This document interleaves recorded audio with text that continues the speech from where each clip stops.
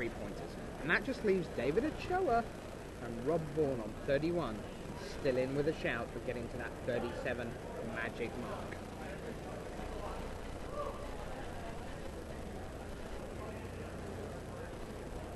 And we're in. Patrick Chapin, Steve Guillerm. Again, Steve in here in the booth. This is round 14. I'm Sheldon Menery. This is Rich Hagon. Hello there, everyone. And there is the innovator from Star City Games. Arguably the man who has done perhaps more than any one writer in recent years to evangelize high-level play. And I mean that on a kind of technical level, not necessarily Grand Prix and Pro Tours, but playing well and creating good decks. And just what an asset to the community Patrick Chapin's been. I'm pretty sure this coming year, he's one of my Hall of Fame ballot. Okay. Last year I was a little sketchy about him. I think that some troubles in his past have cropped up, but I think now he's a guy who's honestly and earnestly looking out for the well-being of the game in the big picture. Oh, totally, and at all levels. And at all levels. He wants to help the folks playing Friday Night Magic play better. He wants them excited about the game. He wants people to play casual formats. He wants people to play Commander. He wants pros to play at the pro level. So he's involved in all these phases. I'm lucky enough to be able to have a Star City premium account, and I read a lot of his specialist breakdowns on Standard. Mm-hmm. Teaches me a thing or two. Looks like Steve Guillerm has Delvered on turn 1. And Chapin will go with a dual land, as it were. In for just the one. So, we're going to call it a dual land if it produces 2 kinds of mana as opposed to having 2 land types? I don't know. I think of them as duels. Any time you can get the 2 colours you want, I think of them as duels. I mean, so I don't think of Shimmering Grotto as a dual land, but can't fetch that with a Wooded Foothills, though. No, indeed you cannot. So we're -1 Delver. Honda from Chapin. So he's playing Grixis Control. We're going to get their deck lists in here shortly. Our crack staff is on it.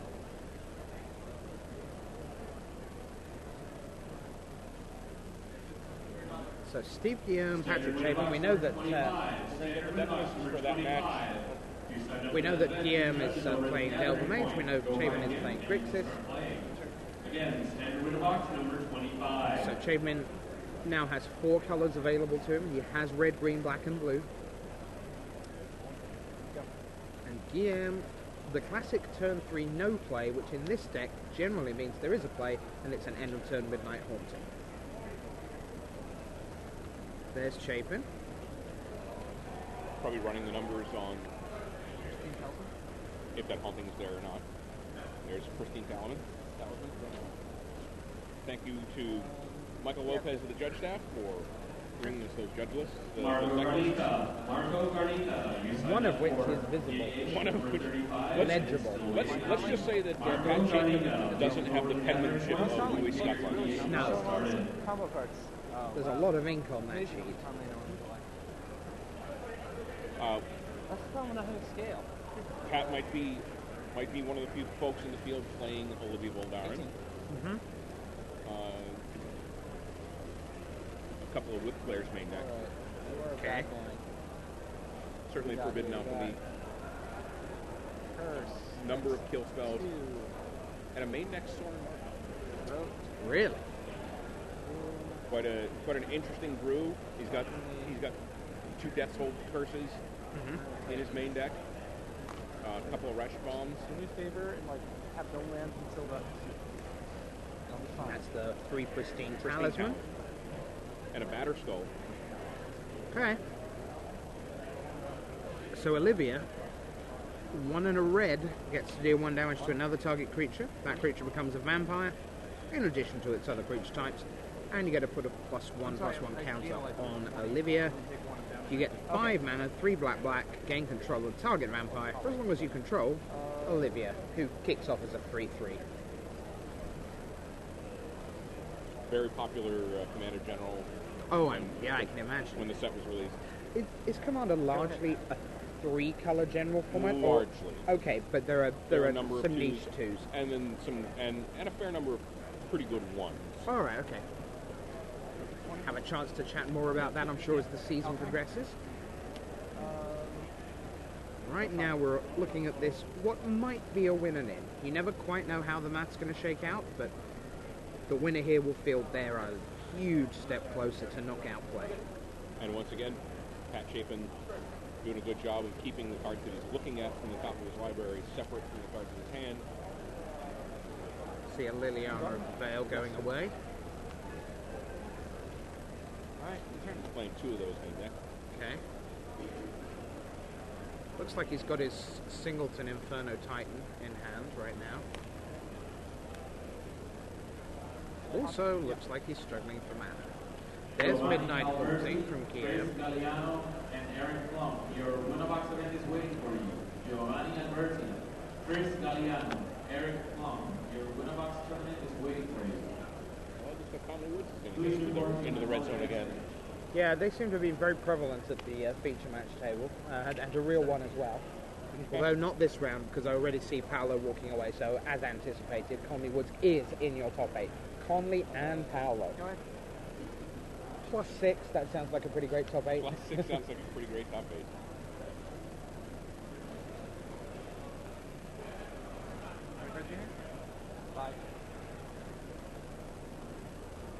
So, Chapin got that 4th land. Yeah, 5th mana. Indeed. For the two-headed giant sealed event beginning at 3 p.m. Sometimes you almost forget that the Pristine Talisman actually gives you mana rather than just this life-gaining machine. There's So, the curse. The Curse of Death's Hold, and there is the counter spell. You spend 5, I'll spend 2. My turn again? Thanks. In 3. Yeah, you can't underestimate the value of the tempo that Manly creates in the early game. Because, I mean, Chapin basically got Time Walk with it. Yeah.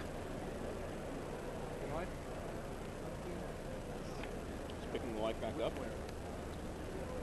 There we see Whip Flare, a real metagame for that. Beats up non-artifacts. Yep. And there goes all those tokens. And of course, in a sense, some of them had already been negated because of the Pristine Talisman. You look at the life scores and think, 16, wasn't he getting beaten up quite a bit? And well, yes, he kind of was, but... He got attacked 3 times. Yeah, but up we go with the life, and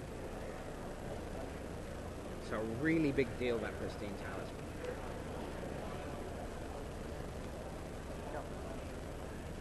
Another pass from Guillerm. And a miss of a land drop from Guillerm, which is pretty significant when you want to have some control over the board. Sure. Looks like Olivia is now in Chapin's hand. He's just going to pass. So there's Guillerm. Story similar to many players. Started a long, long time ago. Played at school, high school. Left for college. No one really there who played back in the day. So leaves it, comes to leave home. His mum says, don't take everything with you. He's like, oh, what do I want these cards for? So ships them away, sends them onto eBay, and then lo and behold, arrives in Boston, finds someone, old high school friend, who's like, let's crack this open, and he suddenly remembers what fun it was, and off he goes. And now been playing on the Pro Tour, a couple of PTs, San Juan last year, got his first Pro Tour victory, first match win there, and now he's heading for Honolulu. Curse of Death's Hold once again, and this time we're going to see Snapcaster Mage into Mana Leak, presumably. We are, but this time Chapin has Mana Leak ready for the Mana Leak. That's a significant play in this game. So the curse is down. I'm not sure that GUILLERM has main deck ways to deal with. Does not look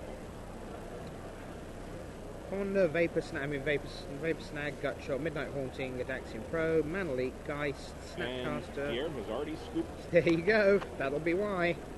So CHAPIN, surprisingly quickly, takes the lead 1-0 in this close to elimination bout here in round 14.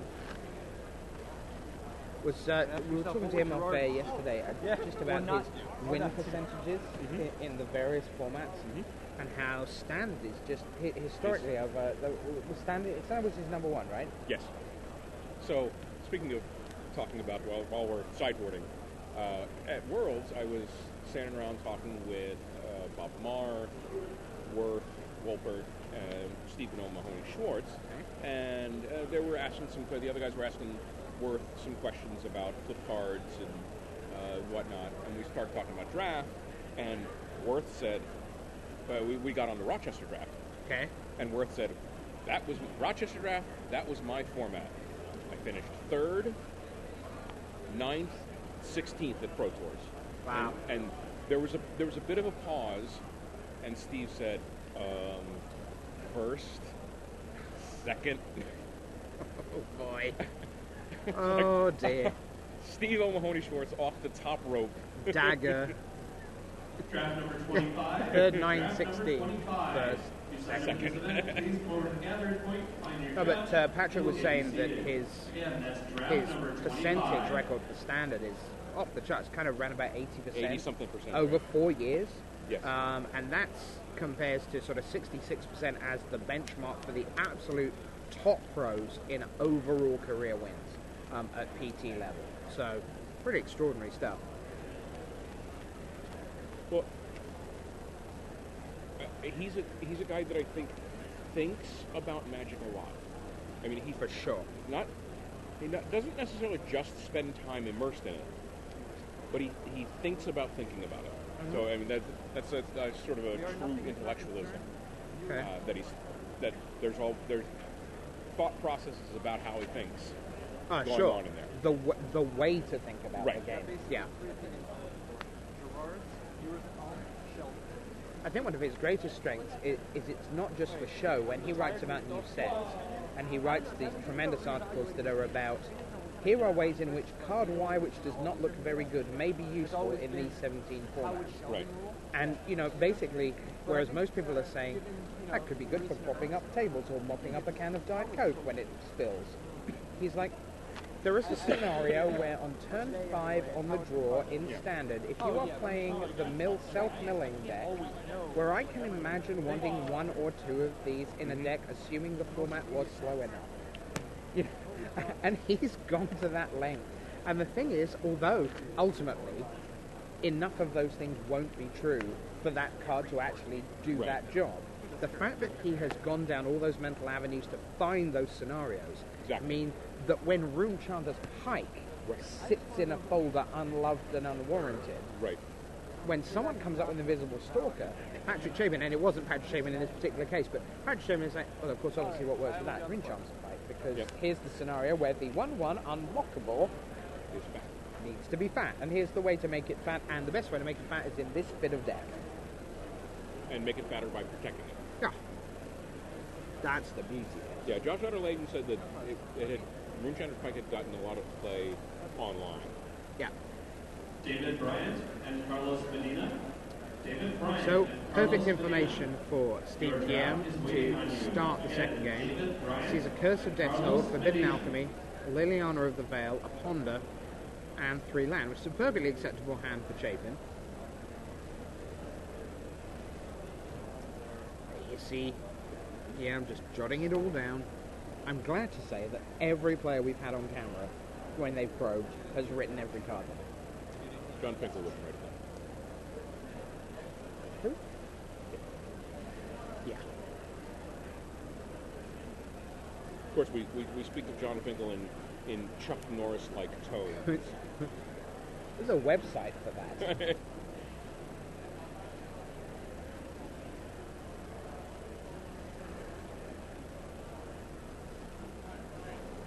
6 million people play Magic the Gathering because John Finkel allows them to play Magic the Gathering. Right.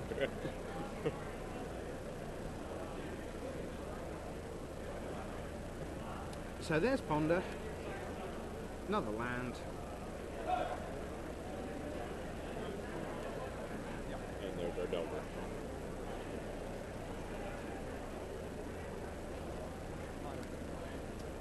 Ponder from Chapin. Looks at 3. Has a quick look at his bulging hand right now. And gonna leave them there. So Ponder is finally done. Second land tapped. And back we go to... Oops. Looks like Guillermo forgot to...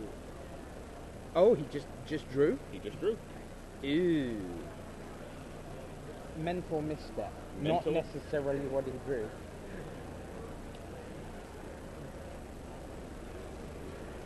So attack for 1.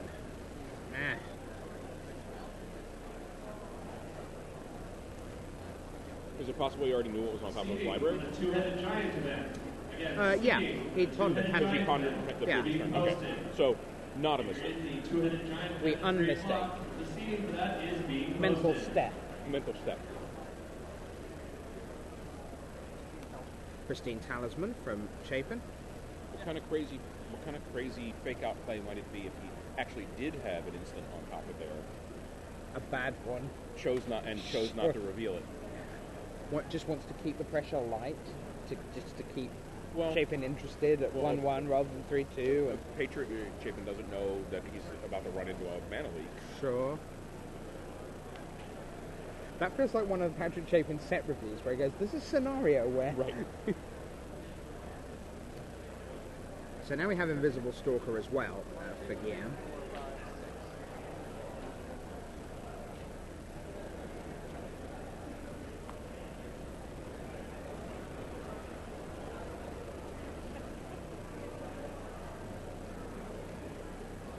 Once again, no reveal.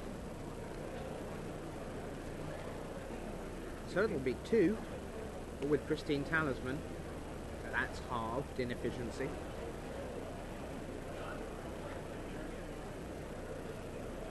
And still no sign of land number 3 for Steen. Attention, player concerned for the finished in time for dinner events.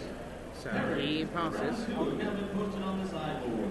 Please make your way quickly to your seats that do not begin. Once again, players in the finished in time for dinner event pairings for your second round have now been posted. If you didn't pick that up on the microphone, that's one of the best named side events I think I've ever heard of. The Finished in Time for Dinner event. Attention players, Like that. David Bryant. Please make your way quickly to the gathering point. Your draft is waiting for you. Once again, David Bryant, your draft is waiting for you. Please come to the gathering point. Whereas the David O'Brien, Your Draft is Waiting for You doesn't really trip off the No. tongue as a side event. You see that Chapin peeled and is playing Liliana. A genuinely foxy planeswalker, it's fair to say. You wouldn't mess with her. Well, I wouldn't. Yeah. I can't speak for you, Yeah. Sheldon. Mind her, the direction is in the building. And this is being archived. And this is here. Which is more to the point. Oh, who knows? Maybe she's watching on her right. No, I have it right. And it's a Android. It's not an iPad. It's a Samsung Galaxy. Oh, and yeah. And when the rocket scientist chooses a piece of technology, You pay attention. you pay attention. So Invisible Stalker goes in, and Guillaume still looking for land number 3. Must have been he must have got seduced by The Ponder? the Ponder. Yeah. Like, oh, I only got 2 land, but I have Ponder. I'm gonna get the 3. Plus, I have a Delver in my hand. Yeah. So Gadaxian Probe reveals a little bit of card draw for Chapin in the form of Desperate Ravings. A backup Liliana of the Veil. Looks like Olivia Voldarin sitting in the middle there.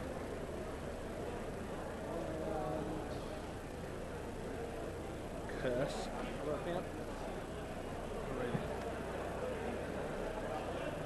Yeah, Chapin can resolve 6 cards. curse, especially with Guillerm at 2 land. So there's Desperate Ravings, and we're just going to see which card goes away. It's a land. It's pretty much exactly what Chapin would want to vanish at that point. And it's going to take him no time at all. Oh, no, it is going to take him some time to choose his play. Draws for the turn. Looks like he's drawn into another Liliana. 1, 2, 3, 4, 5. Curse of Death, hold Scoopy Scoop.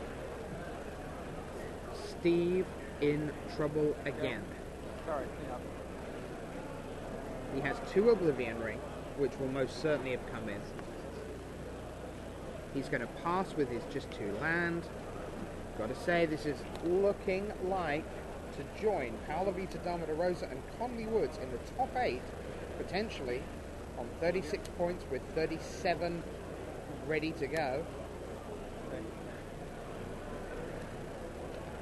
There's Olivia Voldaren. I would like to think that we are closing in on a Patrick Chapin top 8 once more. Difficult to imagine a situation where Guillerm, even a Pro Tour player, can get himself out of this. Get out of this one. Sure. He's got to be able to get rid of the curse while dealing with Olivia. So, I mean, you start off, script out, start off, Oblivion Ring the curse. Right. Next turn, Oblivion Ring Olivia. Right. You've got 2 Oblivion Ring. Patrick never draws another curse. I mean, we're constructing... And nothing to deal with the O-rings. Sure. Highly unlikely. Oh, sure. Sure. I think Guillerm is long odds at this point. Oh, that is certain. But I'm sure he is plotting out the mental. Here are the next 4 cards in my deck in the correct order, and then going from there. Especially with Chapin gaining life every turn. Yeah. Liliana, dissipate Liliana. All right.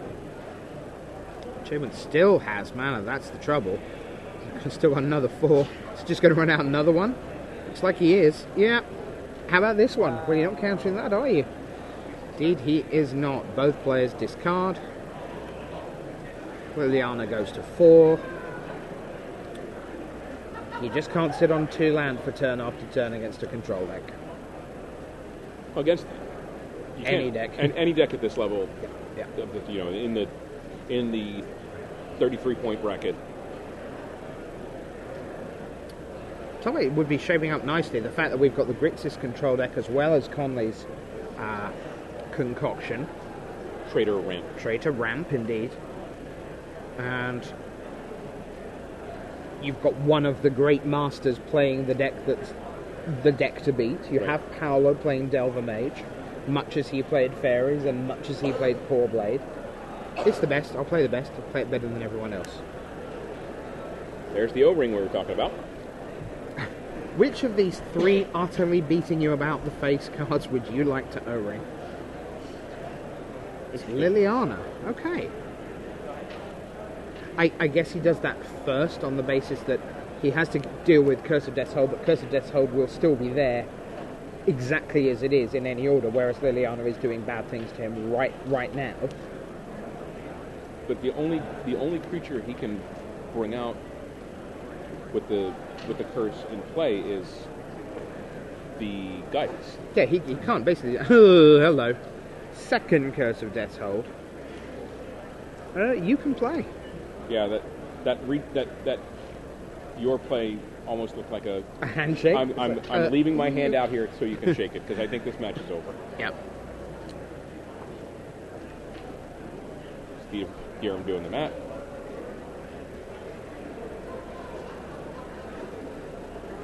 And he scoops. We are done. Patrick Chapin by 2-0. The little sort of commiseratory grimace for the game 2, which was not much of a game. And Chapin goes to 36 points.